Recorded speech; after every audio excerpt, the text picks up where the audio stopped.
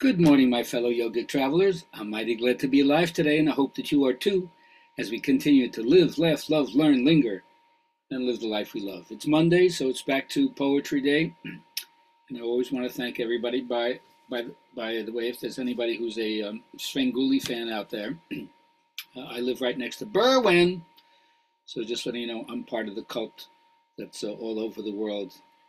Anyway. Start with poetry. This is from the third Zen patriarch. Wow, what a different mindset this first paragraph is. The great way is not difficult for those who have no preferences.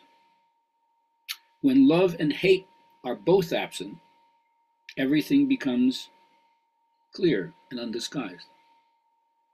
Make the smallest distinction, however, and heaven and earth are set infinitely apart.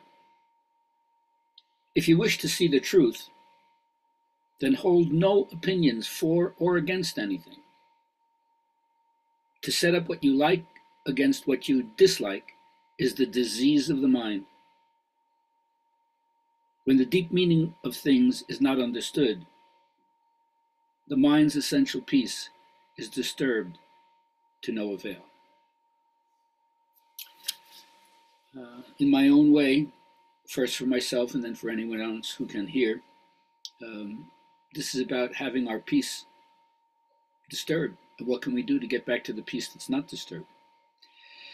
Well, I start off by saying journaling questions, even if you're not going to write it down, just review it psychologically, maybe talk to anybody about it. I'm always open for that if you're interested.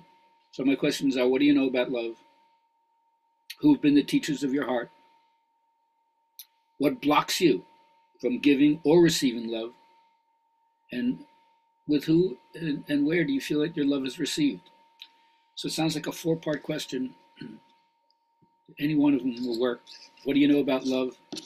Who've been the teachers of your heart? What blocks you from either giving or receiving love? And when, where, or with who do you feel like your love is received? All right, with that as our beginning, I always bring everything back first and foremost to yoga as my metaphor. Yoga to me is the consummation of all human faculties. It teaches you to analyze, experiment, and experience in all categories of study relative to yoga and then eventually life itself to dispel your doubts. It's an art form. You got to do it beautifully. And it's a skill. Yoga karma sukha skill in action. Anything you do, you want to learn how to bring your knowledge to the practice of it and display it. You systematize the knowledge, and then the facts that you study are discerned from your own personal experimentation. This is called Kaya Sampat Yoga, the treasure of the body. Sometimes you don't even realize your practice is important to people who you don't even know. Because if you're feeling good and you pass it on to somebody else, they pass it on to somebody else, and you don't even know that's happened. It's the result of your practice. So the first thing to hook you in is I ask you, if you're suffering from the result of any destructive choices, then this practice is for you. I always say there's only one practice, opening the heart, and the heart is as constricted as any other muscle can be. It's enclosed in the rest of the body, and with a closed heart, you're subject to more suffering, no doubt about it.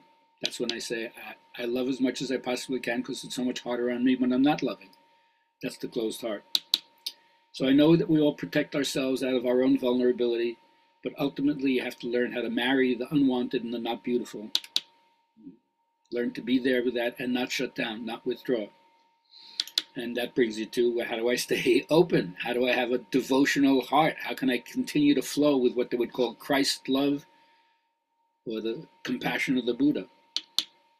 Well, everybody recommends meditate. Sit still. Don't call it meditation. Just be silent. Watch your own thoughts come and go. Learn how they don't stay. They come to pass. And you learn to let go and you lighten up. And then you use your daily life as a kind of karma yoga. How can I serve selflessly with no expectation of reward, but just because this is the right thing to do? And then you can learn to optimize how you organize your life.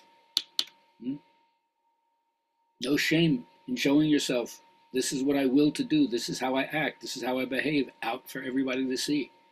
Take the strength of your own personal sovereignty and withdraw your projection from other people. Don't let them carry the energy of what I call the king and the queen, the one who makes decisions in life. You got to make the decision and don't project it on anybody else.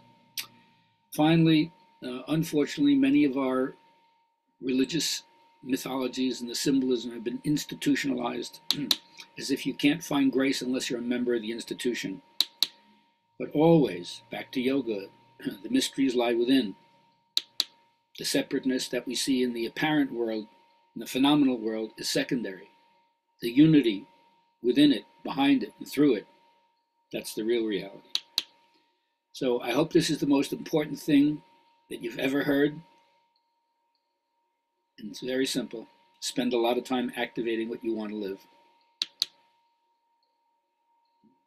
Use the power of your own affirmations and realize that when you're talking to yourself that way, it is deeply spiritual and devoid of any kind of sectarian or denominational bias, any kind of malignant tribalism, and then live your life in gratitude and understanding that as ye sow, so shall you reap. Sow some good stuff.